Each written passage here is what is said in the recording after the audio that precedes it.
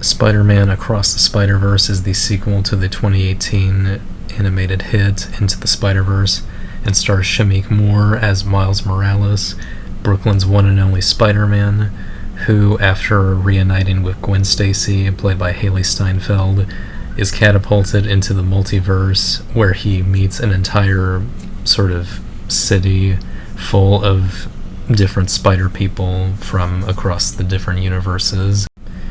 While there, he meets with some old friends, such as Gwen, who I mentioned before, and Peter B. Parker, played by Jake Johnson once again, and also some new spider people, such as Miguel O'Hara, voiced by Oscar Isaac, Hobby Brown, played by Daniel Kaluuya, and Pavitr Prabhakar, played by Karan Soni, and a few others who play major roles. On top of having to fight the film's villain, The Spot, played by Jason Schwartzman, Miles also has to deal with the fact that he is not entirely wanted by this main group of spider people, especially Miguel O'Hara, the Spider-Man of 2099, who considers him an anomaly and kind of wants to rectify that anomaly, however that would be done. And there's also drama at home with Miles before the plot really kicks off, as he's trying to balance his superhero life and his normal life with, college stuff that's, on the way, and little, problems here and there with how he's communicating with his parents, being a teenager, and also having such a big secret as being Spider-Man. And it feels real. It doesn't feel forced or feel really cheesy or artificial. And I think both Brian Terry Henry and Luna Lauren Velez do good jobs as Miles' parents, Jeff and Rio.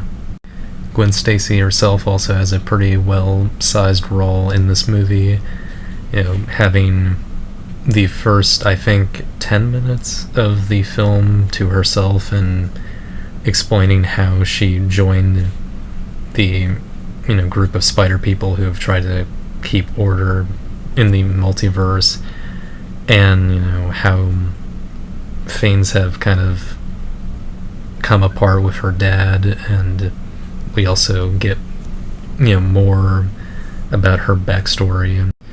Then of course there's just the Spider-Verse itself, which of course I've mentioned a little bit with some of the main players, but of course there's all of the other spider people that are mostly in background roles, and also some cameos for already made Spider-Men, like PS4 Spider-Man, Spectacular Spider-Man,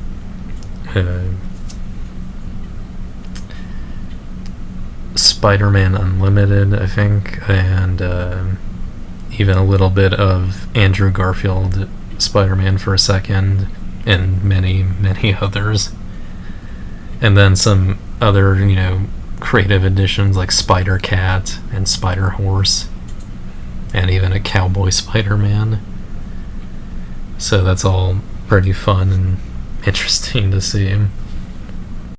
Outside of the main story, the animation, of course, is really good, which is definitely something you've got to really get down to a T with an animated film, and this film does not disappoint. It's probably better than Into the Spider-Verse, which makes sense because this is 5 years later, I think. I would believe so. So the animation has improved, and it really, really hits hard. It's very stylized in many places, especially in some of the moments in Gwen's universe, as well as parts of the main meeting place for all the spider people, and also Miles' world, and also Indian Spider-Man and Spider-Punk's worlds, which we see a bit as well. So all very stylized and lovely to look at. And then the music, the soundtrack itself is incredible. Of course, pretty much each main character has their own special theme that plays every now and then in the movie, with 2099 Spider-Man's theme really hitting hard, I would say. Or I think it's called Miguel's theme, actually, but oh well. Of course, the performances from pretty much all of the actors are really good. As I briefly said, Miles' parents did a good job. They felt like believable parents, and Miles is also really good. You really do sympathize with him. Of course, he's the main character, so of course you do. But sometimes you might not entirely sympathize with a character, even if they're the lead in some movies, but you really do.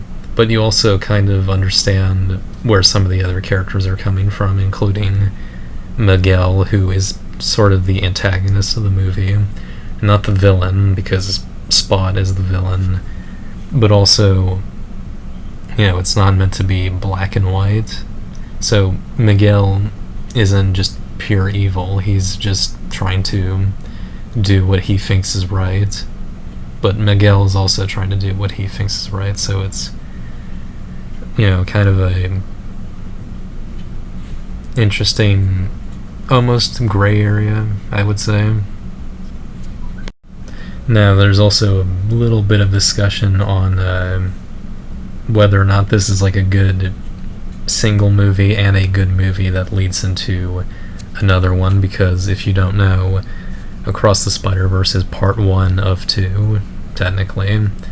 Though you could just say it's, the second film, and then this is just all one big trilogy, sort of.